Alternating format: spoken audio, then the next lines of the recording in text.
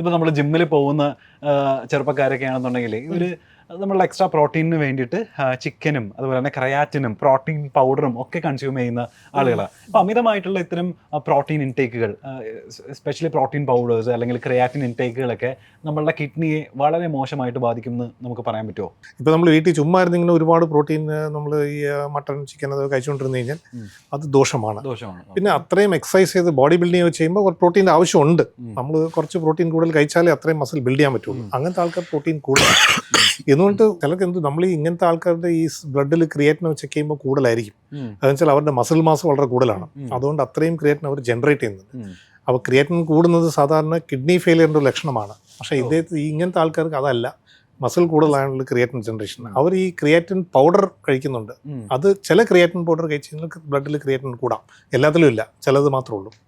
അപ്പോൾ അങ്ങനെ ഈ പ്രോബ്ലംസ് വരാമെന്ന് കഴിക്കുമ്പോൾ. പക്ഷെ എന്ന് പറഞ്ഞാൽ നമുക്ക് ബ്ലാങ്കറ്റ് ആയിട്ട് അങ്ങനെ പറയാൻ പറ്റില്ല ഒരുപാട് പ്രോട്ടീൻ കഴിച്ചാൽ ദോഷമാണെന്ന്.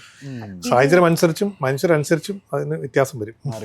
ഇത് കൂടുതലും കാണുന്നത് ജിമ്മിൽ പോയി 1 hour അല്ലെ 2 hours ജിമ്മിൽ വർക്കൗട്ട് ചെയ്യുന്നവരാണ് നമ്മുടെ അടുത്ത് വരുന്നത്, ഈ ക്രിയാറ്റിനും പ്രോട്ടീൻ സപ്ലിമെന്റ്സും ഒക്കെ കഴിച്ചിട്ട്. പക്ഷെ അവർക്ക് actually 1 gram per kg body weight മതി. ഈ ഹൈ പ്രോട്ടീൻ സപ്ലിമെന്റ്സ് ശരിക്കും പറഞ്ഞാൽ വേണ്ടത് സ്പോർട്സുകാർക്കാണ്. അവരെന്ന് പറഞ്ഞു കഴിഞ്ഞാൽ ഈ 24 hours അവർ ഉറങ്ങുന്ന സമയത്തും ഈ ഭക്ഷണം കഴിക്കുന്ന സമയത്തും മാത്രം റെസ്റ്റ് എടുക്കുന്നവരാ. ബാക്കി ഫുൾ അവേഴ്സ് അവർ ആക്റ്റീവ് ആയിട്ടുള്ളവരാണ്.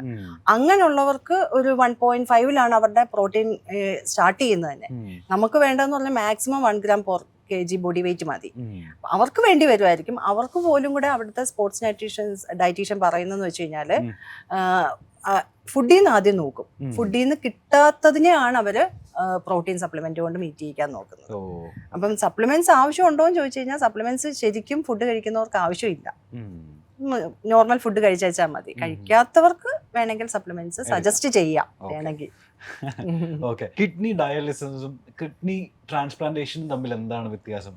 അതെനിക്ക് ഒന്ന് പറഞ്ഞു തരുമോ, സാധാരണക്കാരൻ മനസ്സിലാവുന്നത്? അതായത് നമ്മൾ മനസ്സിലാക്കേണ്ടതെന്ന് പറഞ്ഞാൽ ഡയാലിസിസ് എന്ന് പറയുന്നത് ഒരു കിഡ്നിക്ക് നമുക്ക് പലർക്കും ഒരു തെറ്റിദ്ധാരണ എന്ന് പറഞ്ഞാൽ ഡയാലിസിസ് ചെയ്ത് കഴിഞ്ഞാൽ കിഡ്നിയുടെ അസുഖം മാറും എന്നുള്ള ഒരു തെറ്റിദ്ധാരണയാണ്. ആക്ച്വലി അങ്ങനെയല്ല.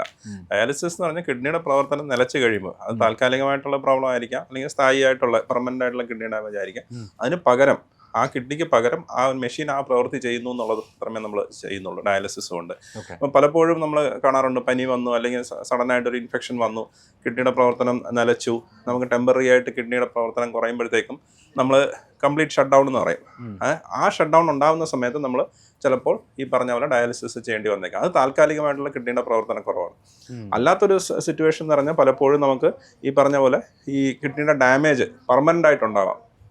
ആ പെർമനന്റ് ആയിട്ട് ഡാമേജ് വരുമ്പോഴത്തേക്ക് നമുക്ക് over A period of time ആണ് ശരിക്കും പറഞ്ഞാൽ കുറച്ചായിട്ട് നമ്മൾ ബ്ലഡിലെ ക്രിയാറ്റിനിൻ, യൂറിയ അങ്ങനത്തെ സംഗതികളുടെയൊക്കെ അളവ് കൂടി വരികയും നമുക്ക് ഡയാലിസിസിലോട്ട് പോകേണ്ട ഒരു സിറ്റുവേഷൻ ഉണ്ടാവും. ആ തരത്തിലുള്ള ഡയാലിസിസ് എന്ന് പറയുന്നത് പെർമനന്റ് ആണ്. നമുക്ക് ആഴ്ചയിൽ 2 പ്രാവശ്യം അല്ലെങ്കിൽ ആഴ്ചയിൽ 3 പ്രാവശ്യം ഡയാലിസിസ് ചെയ്യേണ്ടി വരും. പിന്നെ മറ്റേ ചോദ്യം എന്ന് പറയുന്നത് കിഡ്നി ട്രാൻസ്പ്ലാന്റേഷൻ. അത് ടോട്ടലി ഒരു ഡിഫറെന്റ് കാര്യമാണ്. അതായത് കിഡ്നിയുടെ പ്രവർത്തനം ടോട്ടലി നിലച്ച് കഴിയുമ്പോഴത്തേക്കും നമുക്ക് കിഡ്നിയുടെ പ്രവർത്തനം തിരിച്ചു കിട്ടാൻ വേണ്ടിയിട്ട് വേറൊരാളുടെ നമ്മൾ കിഡ്നി, അത് നമുക്ക് മസ്തിഷ്ക മരണം സംഭവിച്ച ഒരാളുടെ വൃക്കദാനം ചെയ്യുകയോ അല്ലാന്നുണ്ടെങ്കിൽ ലിവിങ് ഡോണറിൻ്റെ നിന്ന് എടുത്തിട്ട് നമ്മൾ ഓപ്പറേഷൻ ചെയ്ത് കിഡ്നി വെക്കുകയും ചെയ്യുമ്പോഴാണ് നമ്മൾ കിഡ്നി ട്രാൻസ്പ്ലാന്റേഷൻ എന്ന് പറയുന്നത്. അത് ശരിക്കും കിഡ്നിയുടെ പ്രവർത്തനം തിരിച്ച് നമുക്ക് വരിക. ഇപ്പോൾ ഡയാലിസിസ് ചെയ്തുകൊണ്ടിരിക്കുന്ന പേഷ്യൻസ് ആണെങ്കിൽ നമുക്ക് ഡയാലിസിസ് നിർത്താനും പറ്റും. ഓക്കെ, അപ്പം നമ്മൾ കിഡ്നി ഡൊണേറ്റ് ചെയ്യുന്ന ഒരാളാണെന്ന് വിചാരിക്കാം. നമുക്ക് അത് നമ്മളെല്ലാവരും പ്രോത്സാഹിപ്പിക്കുന്ന കാര്യമാണ്. പക്ഷേ ഈ ഡൊണേറ്റ് ചെയ്യുന്ന ആളുകൾക്ക് പിന്നീട് ലൈഫ് ലോങ് എന്തെങ്കിലും നിയന്ത്രണങ്ങളോ അല്ലെങ്കിൽ കൺട്രോളോ ഒക്കെ വേണ്ടി വരേണ്ട സാഹചര്യം ഉണ്ടോ? സാധാരണഗതിയിൽ അങ്ങനെ ഒരാൾക്ക് കിഡ്നി ഡൊണേഷൻ ചെയ്യാൻ നമ്മൾ തിരഞ്ഞെടുക്കുമ്പോൾ അതൊരു അവസാനത്തെ പടിയാണ്. അതിനു മുമ്പ് കുറേ പടികൾ, കുറേ സ്റ്റെപ്സ് ഉണ്ട്, കുറേ ചെക്കപ്പുകളുണ്ട്. അയാൾക്ക് ശരിക്കും കിഡ്നി ഡൊണേറ്റ് ചെയ്യാൻ പറ്റുമോ ഇല്ലയോ, അയാൾ സ്യൂട്ടബിൾ ആണോ, അയാളുടെ 2 കിഡ്നി പ്രോപ്പറായിട്ട് വർക്ക് ചെയ്യുന്നുണ്ടോ, ഒരു കിഡ്നി ഡൊണേറ്റ് ചെയ്താൽ ഇയാൾക്ക് മറ്റേ കിഡ്നി കൊണ്ട് മാത്രം സർവൈവ് ചെയ്യാൻ പറ്റുമോ എന്നുള്ള കുറേ അധികം ടെസ്റ്റുകൾ നോക്കിയ ശേഷം ഒരാളെ അത് സ്യൂട്ടബിൾ ആണെന്ന് കണ്ടുപിടിച്ചാൽ മാത്രമേ നമ്മൾ അയാളെ ഡോണറായിട്ട് അക്സെപ്റ്റ് ചെയ്യുകയുള്ളൂ, ഇതുപോലെ ഡൊണേഷന് വേണ്ടിയിട്ട് തിരഞ്ഞെടുക്കുകയുള്ളൂ. ഇപ്പോൾ സാധാരണ ഒരു നോർമൽ പേഴ്സണ് ഇത് ഒരു കിഡ്നി ഡൊണേറ്റ് ചെയ്താൽ സാധാരണ പ്രത്യേകിച്ച് വേറെ കോൺസിക്വൻസസ് ഒന്നും ഉണ്ടാകില്ല. മിക്കവർക്കും ഒരു നോർമൽ കിഡ്നി ഫംഗ്ഷൻ തന്നെ കാണും. നോർമലായിട്ടുള്ള യൂറിൻ ഔട്ട്പുട്ടും സാധാരണ ജീവിതത്തിലുള്ള എല്ലാ ആക്ടിവിറ്റീസും ചെയ്യാനും സാധിക്കും. പക്ഷെ തിയററ്റിക്കലായിട്ട് പറയുകയാണെങ്കിൽ ചിലർക്കെങ്കിലുമൊക്കെ ഈ ഒരു 2 കിഡ്നി പോയിട്ട് 1 കിഡ്നി മാത്രമാകുമ്പോഴത്തേക്ക് കുറെ കാലം കഴിയുമ്പോഴത്തേക്ക് ഹൈപ്പർ ഫിൽട്രേഷൻ ഇഞ്ചുറി എന്നൊരു സംഗതി ഉണ്ടാകാം. ഇപ്പൊ കാലങ്ങൾ കഴിയുമ്പോൾ ചെറുതായിട്ടെങ്കിലും ചെറിയ രീതിയിൽ അപ്പോൾ അല്ലെങ്കിൽ തന്നെ സാധാരണ ഒരു കിഡ്നിക്ക് പ്രായം കഴിയും തോറും, ഒരു നോർമൽ ആൾക്ക് തന്നെ പ്രായം കഴിയും തോറും സാധാരണ കിഡ്നിയുടെ പ്രവർത്തനം കുറേശ്ശെ കുറഞ്ഞു വരാം. അപ്പോൾ ഡൊണേറ്റ് ചെയ്യുന്ന ആൾക്ക് ഒരു കിഡ്നി മാത്രം വെച്ച് ഇങ്ങനെ ഇരിക്കുമ്പോൾ കുറേ കാലം കഴിയുമ്പോൾ ചിലപ്പോൾ സാധാരണ ഉണ്ടാവുന്നതിനേക്കാളും കുറച്ചുകൂടെ സ്പീഡിൽ ആ ഒരു ചേഞ്ച് വരാൻ സാധ്യതയുണ്ട്. അല്ലാത്ത രീതിയിൽ യാതൊരു കോൺസിക്വൻസസും ഇല്ല. ഈ കിഡ്നി ഡോണർ എന്ന് പറയുമ്പോൾ നമ്മുടെ രാജ്യത്ത് നോക്കുമ്പോൾ ഏറ്റവും ഹെൽത്തിയസ്റ്റ് ആൾക്കാരായിരിക്കും. എന്ന് പറഞ്ഞാൽ അത്രയും ഹെൽത്തി ഉള്ള ആൾക്കാരെ നമ്മൾ തിരഞ്ഞെടുക്കുള്ളൂ കിഡ്നി ഡൊണേറ്റ് ചെയ്യാനായിട്ട്. അതുകൊണ്ട് അങ്ങനെ നോക്കുമ്പോൾ അവരുടെ ലോങ് ടേം ഔട്ട്കംസ് നല്ലതായിരിക്കും ജനറലി. അപ്പോൾ കിഡ്നി ഡോണേഴ്സിന് പ്രായപരിധി ഉണ്ടോ? പ്രായപരിധി അങ്ങനെ ഒരു പ്രായപരിധി നമ്മൾ നേരത്തെ പറയാറുണ്ട്, ഒരു പീഡിയാട്രിക് ഏജ് ഗ്രൂപ്പ് അവർക്ക് ഡൊണേറ്റ് ചെയ്യാൻ പറ്റില്ല, അവർക്ക് കൺസെൻറ്റ് കൊടുക്കാൻ പറ്റില്ല. പക്ഷേ ഒരു 18 വയസ്സ് കഴിഞ്ഞാൽ നമ്മൾ എത്ര പ്രായമാണെങ്കിൽ ഡൊണേറ്റ് ചെയ്യാൻ പറ്റും. ഈവൻ നമ്മുടെ ഇവിടെ ചെയ്തത് ഏറ്റവും പ്രായം 72 ഇയേഴ്സ് ആണെന്ന് തോന്നുന്നു ഒരാൾ. പക്ഷേ 80 വയസ്സ് കൂടുതൽ ആൾക്കാരും ഡൊണേറ്റ് ചെയ്തിട്ടുണ്ട് കിഡ്നി.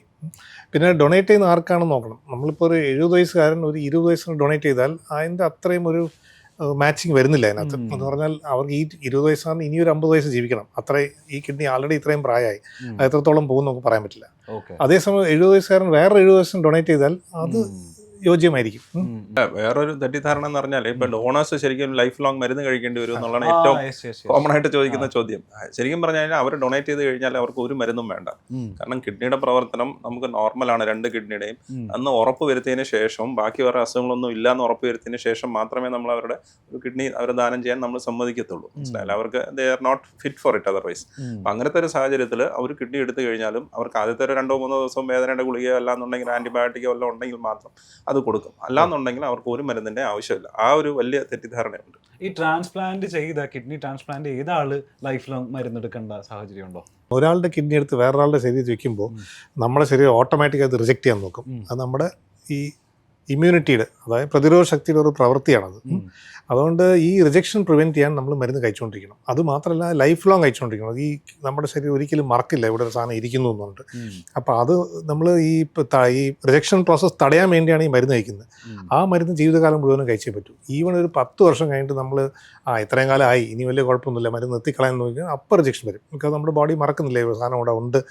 അത് ഇമ്മ്യൂണിറ്റിയുടെ ഒരു പ്രവൃത്തിയാണ്. അത് ഓർമ്മയുണ്ടായിരുന്നു.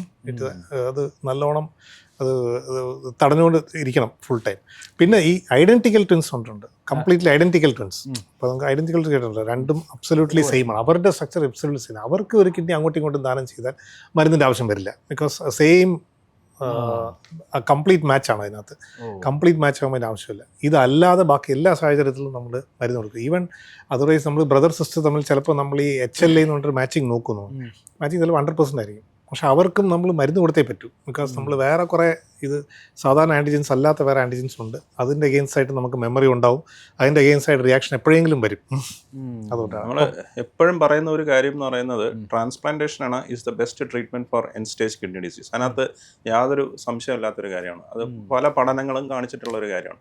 പക്ഷേ ഈ ട്രാൻസ്പ്ലാന്റേഷൻ എന്ന് പറയുമ്പോൾ ആൾക്കാർ വിചാരിക്കുന്ന ആ ഒരു ഓപ്പറേഷൻ കഴിഞ്ഞാൽ കഴിഞ്ഞു, ഇനിയിപ്പോൾ അത് പെർമനന്റ് ആയിട്ട് ആ കിഡ്നി വർക്ക് ചെയ്തോളും എന്നാണ് വിചാരിക്കുന്നത്. പക്ഷെ അതാണ് ഏറ്റവും വലിയൊരു തെറ്റിദ്ധാരണ. ഒന്നാന്ന് പറയുന്നത് ആ കിഡ്നിക്ക് ഒരു ഹാഫ് ലൈഫ് എന്ന് പറയും. അതായത് ഒരു 10 to 15 ഇയേഴ്സ് ആയിരിക്കും യൂഷ്വലി ആ ഒരു കിഡ്നി വർക്ക് ചെയ്യാൻ സാധ്യത ഓൺ ആൻ ആവറേജ്. ചിലർക്ക് ഇപ്പോൾ 30 വർഷം ഉണ്ടാവാം, ചിലർക്ക് 5 വർഷം ഉണ്ടാവാം. ബട്ട് ഓൺ ആൻ ആവറേജ് ആ കിഡ്നി വർക്ക് ചെയ്യുന്നത് യൂഷ്വലി ഒരു 10 to 15 ഇയേഴ്സ് ആയിരിക്കും. നല്ല മാച്ചിങ് ഒക്കെ കിഡ്നി ആണെന്ന്. രണ്ടാമത്തേന്ന് പറഞ്ഞു കഴിഞ്ഞാൽ 2 പ്രശ്നങ്ങളാണ് കിഡ്നി ട്രാൻസ്പ്ലാന്റേഷനോട് ബന്ധപ്പെട്ട്. അതായത് ഒന്നെന്ന് പറഞ്ഞ് നേരത്തെ പറഞ്ഞ പോലെ ശരീരത്തിൻ്റെ രോഗപ്രതിരോധ ശക്തി കുറയ്ക്കുന്ന മെഡിസിൻസ് നമ്മൾ ലൈഫ് ലോങ് കഴിക്കേണ്ടി വരും. ആ കിഡ്നി വർക്ക് ചെയ്യുന്നിടത്തോളം നമ്മൾ കഴിക്കേണ്ടി വരും. അത് ഒരിക്കലും നിർത്താൻ പാടില്ല. രണ്ടാമത്തെ വലിയ പ്രശ്നം എന്ന് പറഞ്ഞാൽ ഈ മരുന്നുകൾ കഴിക്കുമ്പോഴത്തേക്കും ശരീരത്തിൻ്റെ രോഗപ്രതിരോധ ശക്തി കുറയും. അപ്പോൾ ഇൻഫെക്ഷൻസ് ഉണ്ടാവാനുള്ള സാധ്യതയുണ്ട്. പലതരത്തിലുള്ള ഇൻഫെക്ഷൻസ് ഉണ്ടാവും. ഈ 2 പ്രശ്നങ്ങളാണ് ഒന്നുണ്ടെങ്കിൽ പോലും എപ്പോഴും നമ്മൾ സജസ്റ്റ് ചെയ്യുന്നത് എല്ലാ ഡോക്ടേഴ്സിനും നമ്മൾ ചോദിച്ചു കഴിഞ്ഞാൽ കിഡ്നി സ്പെഷ്യലിസ്റ്റും ചോദിച്ചാലും കിഡ്നി ട്രാൻസ്പ്ലാന്റേഷൻ ആണ് it is always the best treatment four end stage kidney disease. അങ്ങനെ സംശയമില്ലാത്ത കാര്യമാണ്. ഈ ട്രാൻസ്പ്ലാന്റേഷൻ കഴിഞ്ഞ ആളുകൾക്ക് എത്തരം ഡയറ്റുകളാണ് അപ്പോൾ നിങ്ങൾ യൂഷ്വലി ഡോക്ടേഴ്സ് സജസ്റ്റ് ചെയ്യുക? ട്രാൻസ്പ്ലാന്റ് കഴിഞ്ഞു കഴിഞ്ഞാൽ നമ്മൾ ആ ഫസ്റ്റ് സ്റ്റേജിൽ നമുക്ക് ഹൈ പ്രോട്ടീൻ തന്നെ വേണം. കാരണം ആ ഒരു സർജറിയും ഇതെല്ലാം കഴിഞ്ഞ സമയങ്ങളിൽ ആ സമയങ്ങളിൽ ഹൈ പ്രോട്ടീൻ വേണം. അത് കഴിഞ്ഞാൽ പിന്നെ നമുക്ക് വേറെ റിപ്പോർട്ടിൽ വേരിയേഷൻസ് ഒന്നുമില്ല, നമുക്കൊരു നോർമൽ ബാലൻസ്ഡ് ഡയറ്റിലേക്ക് പോകാൻ പറ്റും.